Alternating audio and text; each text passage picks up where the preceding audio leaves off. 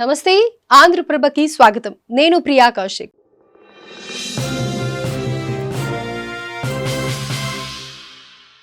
పాకిస్తాన్ పై మరోసారి నిప్పులు చెరిగారు ఎంఐఎం అధినేత హైదరాబాద్ ఎంపీ అసదుద్దీన్ ఓవైసీ. ఆపరేషన్ సింధూర్ ద్వారా ఉగ్రవాదంపై భారత్ పోర్ను ప్రపంచానికి తెలియజేసేందుకు వెళ్లిన అఖిల పక్షాల ప్రతినిధి బృందంలో ఉన్న ఓవైసీ పాక్ పై తీవ్ర స్థాయిలో ధ్వజమెత్తారు. పాక్ చేస్తున్న దురాఘాతాలను రియాద్ ప్రభుత్వానికి, అక్కడి ప్రజలకు కళ్లకు కట్టినట్లు చెప్పే ప్రయత్నం చేశారు అసదుద్దీన్ ఓవైసీ.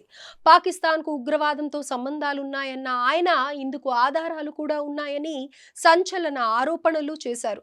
ఉగ్రవాద సంస్థలకు నిధులు అందకుండా చేయాలంటే పాక్ ను మళ్లీ financial action task force FATF grey list లో చేర్చాలని డిమాండ్ చేశారు. ఆ విధంగానే మనం ఈ ఉగ్రవాద సంస్థలకు మళ్లించే నిధులను నియంత్రించగలమని తెలిపారు. ముంబై దాడుల తర్వాత భారత్ ఆధారాలను ఇస్లామాబాద్ కు అందించిన పాకిస్తాన్ ఎలాంటి చర్యలు తీసుకోలేదని ఓవైసీ గుర్తు చేశారు. FATF గ్రే లిస్ట్ లో పెట్టిన తరువాతే ఉగ్రవాద విచారణలో పాకిస్తాన్ కొంత కదిలిందని ఆయన తెలిపారు. ముంబై దాడుల ప్రధాన నిందితుడు సాజిద్ మీర్ విషయంలో పాకిస్తాన్ అబద్ధాలు చెప్పిందని మండిపడ్డారు.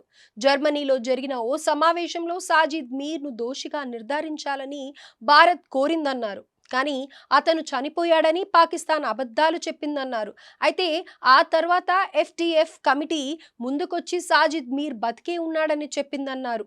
విషయాన్ని గుర్తు చేశారు కూడా. అలాగే పాక్ ఆర్మీ చీఫ్ ఆసిమ్ మునీర్ కు ఫీల్డ్ మార్షల్ గా పదోన్నతి కల్పించడాన్ని ఓవైసీ తప్పుబట్టారు. అతనికి ఉగ్రవాదులతో సంబంధాలున్నాయన్న ఆయన అందుకు సాక్ష్యంగా ఒక ఫోటోని కూడా చూపించారు. ఆ కార్యక్రమంలో ఆసిమ్ మునీర్ పక్కనే అమెరికా గుర్తించిన ఉగ్రవాది మహమ్మద్ ఎహాసన్ కూర్చున్నాడని, ఫీల్డ్ మార్షల్ తో కరాచాలనం చేస్తున్న ఫోటోలు కూడా ఉన్నాయని తెలిపారు.